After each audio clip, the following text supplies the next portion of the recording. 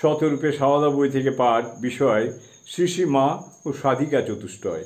এবারের সাধিকা গৌরীমা তৃতীয়। জয়রামবাটিতে শ্রী শ্রী মা একদিন গৌরীমাকে বলেন যে ওখানকার লোকেরা মায়ের বিরুদ্ধে অভিযোগ আনছে যে তিনি নাকি ছেলেদের সাধু সন্ন্যাসী করে দিচ্ছেন, অজাতকে মন্ত্র দিচ্ছেন।